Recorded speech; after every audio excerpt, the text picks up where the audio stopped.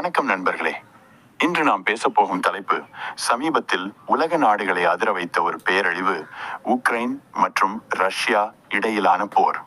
இந்த போர் 2022 பிப்ரவரி 24 தொடங்கப்பட்டது. ரஷ்யா தனது படைகளை உக்ரைனின் எல்லையை கடந்துவிட்டு நேரடியாக தாக்குதல் நடத்தியது. உலக நாடுகள் அதனை கண்டித்தன. ஆனால் அதற்கு பின்னால் இருக்கும் காரணங்களை பார்க்க வேண்டும். ரஷ்யாவின் நோக்கம் என்ன? ரஷ்யா எப்போதும் ஒரு வலிமையான பேரரசாகவே இருந்து வந்திருக்கிறது. அதன் பக்கத்தில் உள்ள நாடுகள், குறிப்பாக உக்ரைன், நாடோ, நேட்டோ என்ற பசிபிக் பாதுகாப்பு அமைப்பில் சேர முயற்சி செய்தது.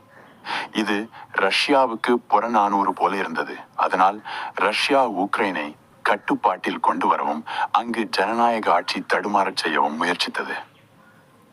உக்ரைன் இவ்வளவு கடுமையாக எதிர்த்தது ஏன்? உக்ரைன் ஒரு சுயாதீன நாடு.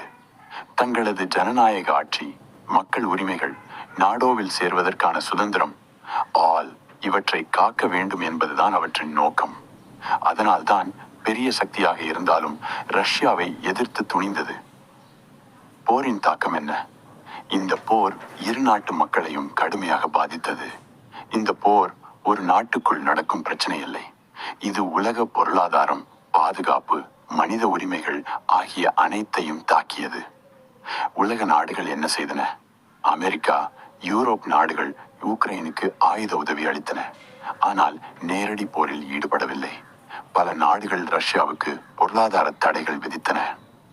அதனாலும் ரஷ்யா இன்னும் கடுமையாக தாக்கி வருகிறது. இப்போர் நமக்கு சொல்லும் பாடம் என்ன? ஒரு நாட்டின் மக்களும் போரை விரும்புவதில்லை. இரண்டாவது, ஒரு அரசாங்கத்தின் விருப்பத்துக்காக மக்களின் உயிர் போகக்கூடாது. மூன்றாவது, எல்லா பிரச்சனைகளுக்கும் முடிவாக இருக்க வேண்டியது அமைதி, உரையாடல், பரஸ்பர மரியாதை. முடிவில் உலகம் போர் இல்லை, அமைதி வேண்டும் என கூறுகிறது. ஆனால் அந்த அமைதியை ஏற்படுத்த நாம் அனைவரும் ஒவ்வொருவராக பேச வேண்டும். உண்மை என்னவென்றால், போரால் உலகம் வெல்ல முடியாது. மனித நலன், ஒற்றுமை, சிந்தனை இவைதான் எங்களை உயர்த்தும். நன்றி நண்பர்களே. உங்களுக்கு இது பயனுள்ளதாக இருந்தால் லைக், ஷேர், சப்ஸ்கிரைப் செய்ய மறக்காதீர்கள். உங்கள் கருத்தை கீழே காமெண்ட் பண்ணுங்க.